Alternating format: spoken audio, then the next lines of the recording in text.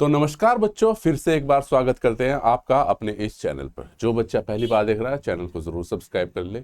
आज की जो जानकारी है वो है आपका राजस्थान स्टेट से। राजस्थान में आपका जूनियर इंजीनियर और टेक्नीशियन इन दो की वैकेंसी पर अपडेट आई है। इनकी कितनी वैकेंसी हैं और इनके फॉर्म फिल कब होंगे और इनका सिलेबस क्या है, इन पर चर्चा करेंगे। ठीक है, तो सबसे पहले बात करते हैं हम ये राजस्थान की वैकेंसियां हैं। जैसे हर स्टेट की अपनी अलग अलग वैकेंसी होती है, कोई जनरेट करती है, कंपनी अलग अलग होती है, मैं वैकेंसी बोल रहा हूँ। ठीक है, तो कोई कंपनी इलेक्ट्रिसिटी जनरेट करती है, कोई ट्रांसमिट करती है और कोई डिस्ट्रीब्यूट करती है। ठीक है, तो ये अलग अलग कंपनियां हैं, RVUNL, RVPN, JVVN। ठीक है, तो कुछ वितरण करती है यानी कि ट्रांसमिशन करती है।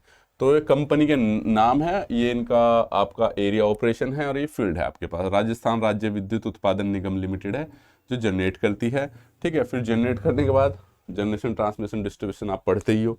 ठीक है, ट्रांसमिट किया जाता है, ये राजस्थान राज्य विद्युत प्रसारण निगम लिमिटेड है। इसी प्रकार से डिस्ट्रीब्यूशन की ये कंपनी जयपुर विद्युत वितरण निगम, इसी प्रकार से डिस्ट्रीब्यूशन की अजमेर विद्युत वितरण है और डिस्ट्रीब्यूशन ऑफ इलेक्ट्रिसिटी की जोधपुर विद्युत वितरण निगम लिमिटेड है।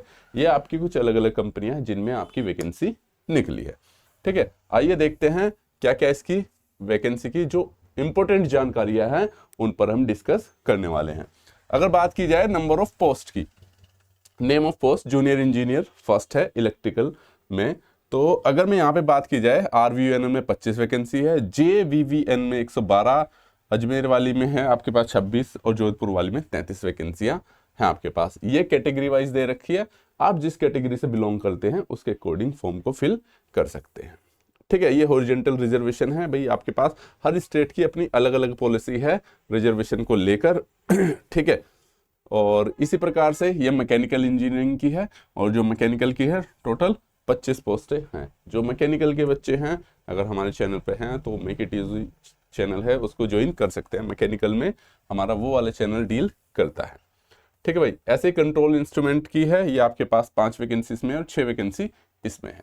क्लियर है, अब आ जाते हैं इसके दूसरे बिंदु पर। इसी प्रकार से भाई FNS की है वैकेंसी, तो हम यहाँ पे इलेक्ट्रिकल केमिस्ट की है।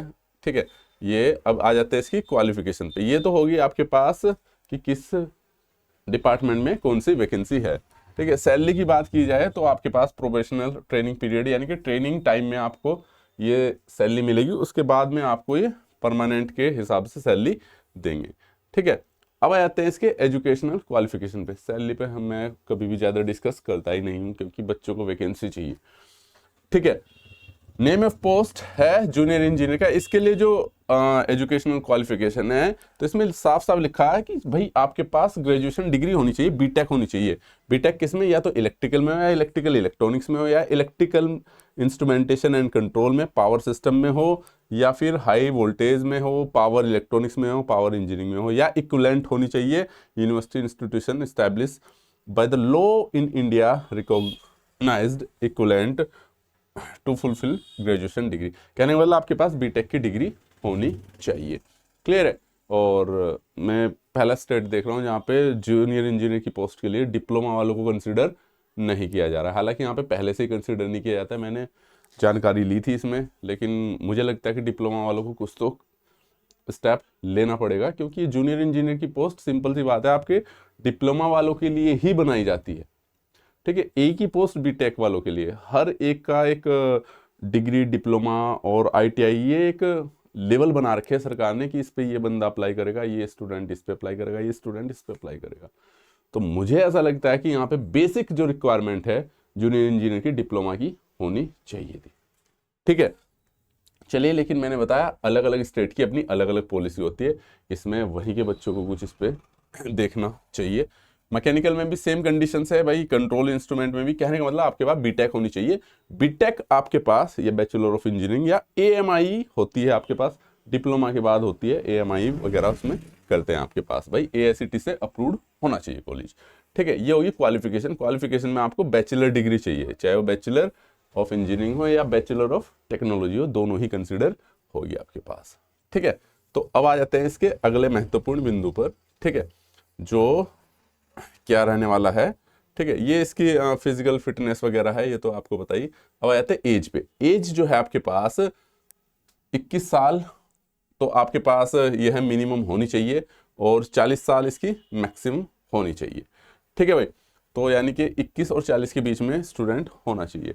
ठीक है, और बाकी जो है आपके पास इनके नॉर्म्स रहते ही हैं। जब 5 साल का है आपके पास SC ST के लिए आपके पास क्या है, रिजर्वेशन रहता है, 5 साल की छूट रहती है। ठीक है भाई, क्लियर है। इसी प्रकार से इन्होंने ये रिजर्वेशन दे रखी 5 साल का women candidates belonging to general category से। ठीक है, 10 साल का women candidates belongs to schedule caste वगैरह से।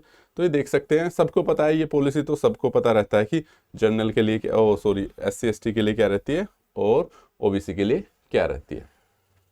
ठीक है, चलिए अब ये रिजर्वेशन पॉलिसी है, ये आप देख सकते हो जो बच्चा जिस रिजर्वेशन से बिलोंग करता है। बाकी इतनी टफ होती नहीं। ठीक है, कोई एक दो स्टूडेंट ही ऐसे रहते हैं जिनके साथ कुछ दिक्कत होती होगी, स्पेशल उसमें फंस रहा हो पेज उसमें, लेकिन मैक्सिमम आपको बताइए आप किस कैटेगरी से बिलोंग करते हैं। ठीक है भाई, एजुकेशन हो गई। अब आ जाते हैं इसके पास क्या बोलते हैं, इसके ये एप्लीकेशन फॉर्म है आपके पास, जो कि इंपॉर्टेंट डेट पे, कि अब डेट इसकी क्या रहने वाली है। ठीक है, all eligible candidate required to the apply on the following website the. ठीक है, 30 जनवरी से स्टार्ट है और 20 फरवरी तक, यानी कि 20 दिन का टाइम है। आप इन साइट पर जाकर आप फॉर्म को फिल कर सकते हैं। ठीक है भाई, और बाकी ये इंपॉर्टेंट्स आपके पास क्या है, फॉर्म फिल करने से पहले इंपॉर्टेंट जानकारी है। इंपॉर्टेंट जानकारी का मतलब ये हो गया कि भाई आपके जो फोटो है उसका साइज क्या होना चाहिए।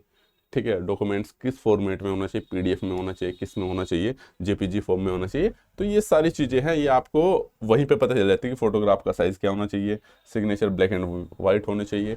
तो ये सब डिटेल्स दे रखी है। वैसे तो जब आप फॉर्म फिल करते हो वहाँ पर भी डिटेल्स ऑटोमेटिक आ जाती है। क्लियर है, नेक्स्ट उस पर चलते हैं अब स्टेप पे। ठीक है भाई, ये सबमिशन ऑनलाइन फॉर्म है, आपको ऑनलाइन ही फिल करना है। ये है आपके पास जो एप्लीकेशन फीस है, जनरल कैंडिडेट्स के लिए 1000 है, बाकी SC ST BC MBC EVS। ठीक है, और इनके लिए क्या है आपके पास 500 रुपये है और प्लस का GST है। क्लियर है, payment made be available from 30 जनवरी से 20 जनवरी तक ये है आपके पास। ठीक है भाई, इसको ऑनलाइन के जरिए आप फॉर्म को फिल कर सकते हैं। ठीक है, अब जो देखो इसमें क्या है, एग्जाम आपके पास इसमें लिखा insufficient number of candidate does not for the particular centre online exam if the number of candidate more than the capability available on the exam और due to the any reason RVUNL reserve to right the allot any centre of other than the centre opted for. कहने का मतलब ये हुआ कि भाई इस वाले एग्जाम में जब ये एग्जाम होता है तो मतलब कि अगर ज़्यादा कैंडिडेट्स, बहुत सी बार ऐसा होता है कि भाई आपके पास कहीं पर कम कैंडिडेट्स रह गए, कहीं पे ज़्यादा कैंडिडेट्स रह गए, तो यहाँ पर कंपनी को RVUNL को ये अधिकार है कि वो स्टूडेंट का जो जहाँ एग्जामिनेशन सेंटर उसको बदल सकता है। ठीक है, कहने का मतलब ये था इसमें बस। ठीक है, बाकी ये गाइडलाइंस है, ये आप देख सकते हो इसमें, और ये फोटोग्राफ का साइज है, ये जो चीज़ें हैं आपके पास ये आप देख सकते हो, फोटोग्राफ किस प्रकार का कैप्चर होना चाहिए, लिमिटेशन है आपके पास। ठीक है भाई, अब आ जाते हैं इसके आगे, आते हैं इस पे जरा। ये डाउनलोडिंग वो दे रखा है इन्होंने कि किस प्रकार से आपको एडमिट कार्ड डाउनलोड करना है। सिलेक्शन प्रोसीजर पे, यानी कि बेसिकली सिलेक्शन प्रोसीजर, पेपर का फॉर्मेट पता चल जाता है आपके पास और सिलेबस का पता चलता है। तो इन्होंने लिखा है कि भाई आपका एक ही एग्जाम होगा, कंप्यूटर बेस्ड टेस्ट रिटर्न। ठीक है, और ऑनलाइन होगा, क्वेश्चन आपके 2 घंटे का पेपर होगा आपके पास। ठीक है, ऑब्जेक्टिव टाइप क्वेश्चन इसके होंगे भाई। ठीक है, 60% जो वेटेज रहेगा आपके पास वो किसका, syllabus examination level of degree engineering respective discipline, यानी कि आपके पास जो आपने बीटेक में पढ़ा है, बैचलर डिग्री में पढ़ा है, उसके रेस्पेक्ट में सिलेबस रहेगा। हालांकि पेपर देखा था मैंने, पेपर भाई उस लेवल का तो नहीं था जैसे कि बीटेक लेवल के होने चाहिए। ठीक है, बड़ा अजीब है, मतलब कि आप अभी हम टेक्नीशियन की बात कर रहे थे तो वहाँ पे 2 पेपर हो रहे हैं, जेई के लिए एक ही पेपर हो रहा है। ठीक है, खैर कोई कुछ मेहनत करना ही नहीं चाहता। I mean, जो इसका सिस्टम है वो कुछ जो ये बना रहे हैं परफॉर्मा या जो भी इसका क्राइटेरिया बना रहे हैं, कुछ मेहनत नहीं करना चाह रहे, पहले से चलता आ रहा वही चलाते आ रहे हैं। ठीक है, पार्ट बी में भाई आपका 40% वेटेज रहेगा, जिसमें रीजनिंग रहेगा, मैथमेटिक्स रहेगा आपके पास, जनरल नॉलेज रहेगा, एवरीडे साइंस रहेगा, हिंदी और इंग्लिश रहेगा आपके पास। ठीक है भाई, ये इन्होंने नीचे सिलेबस दे रखा है, रीजनिंग का क्या रहेगा, मैथमेटिक्स का, जनरल का, और ये आपके पास हो रहेगा। ठीक है भाई, हिंदी इंग्लिश में पेपर आएगा। ठीक है, और ये जो सिलेबस है आपके पास टेक्निकल, टेक्निकल का मतलब जो भी आपने अपनी डिग्री में पढ़ा है सभी सब्जेक्ट्स वो इंक्लूड होंगे। तो बेसिकली आपके पास ये 2 घंटे का पेपर होगा, 60% टेक्निकल और 40% आपके पास क्या रहेंगे भाई, आपके पास नॉन टेक्निकल का पार्ट रहेगा। ठीक है, तो ये एक जानकारी थी इसमें। दूसरी साथ में मैं बता दूं, बाकी तो और जानकारी आपके पास अलग अलग उसकी, यहाँ पे मैं इलेक्ट्रिकल की दे रहा हूँ, बाकी सब में यही रहने वाला है। ठीक है भाई, एक जानकारी आ रही थी आपके पास टेक्निकल की, वो उसकी टेक्नीशियन की। तो टेक्नीशियन में क्या है, इसकी तो डेट और टाइम आपको पता चल गया है। ठीक है, इसका तो डेट और टाइम पता चल गया आपके पास। अब बात करते हैं किसकी, जो आपका टेक्नीशियन है। ठीक है, टेक्नीशियन में देख लेते हैं अब आपके पास क्या है जानकारी। तो जो टेक्नीशियन है, अच्छा इसका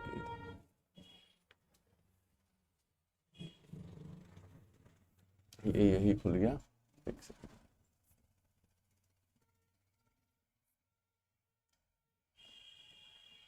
दोनों की नोटिफिकेशन एक जैसी है। तो टेक्निकल में क्या है आपके पास भाई, इन्होंने साफ साफ लिखा है the process of filling online the application for the post of technician, यानी कि 3rd ग्रेड के जो, यानी कि जो ITI वाले हैं, जो ऑपरेटर बोलते हैं, प्लांट अटेंडेंट बोलते हैं, ये 21 फरवरी 2025 से स्टार्ट हो जाएंगे। ठीक है, यानी कि आपके पास 20 जनवरी को बंद हो रहा है जूनियर इंजीनियर का, और 21 फरवरी से स्टार्ट हो जाएंगे आपके पास किसके भाई, टेक्नीशियन के। बाकी टेक्नीशियन की डिटेल हमने अपने जो चैनल है जेई की, ये वीडियो दोनों ही चैनल पर है, हमारे जेई वाले चैनल पर भी, और जो ITI के बच्चे हैं वो हमारे इसके मेक इट इजी जो स्किल्स है ITI का चैनल, उस पर जानकारी मिल जाएगी आपको। ठीक है, तो सभी जानकारी जो भी है आपके हमारे नीचे दिए गए जो लिंक है, नीचे चैनल का लिंक दे रखा है हमने। ठीक है, ITI के चैनल का लिंक, तो उस पर भी आपको मिल जाएगी। ठीक है, तो इस वीडियो में इतना ही, और संपूर्ण जानकारी दे रखी है इसमें कि क्या उसका सिलेबस रहने वाला है, और किस प्रकार का पेपर आएगा, प्री और मेन 2 एग्जाम आएंगे। ठीक है, और किस प्रकार से आपको तैयारी करनी है वो सब उसमें मैंने बता रखा है। तो इस वीडियो में इतना ही, मिलते हैं नेक्स्ट वीडियो में। Thank you so much, all the very best.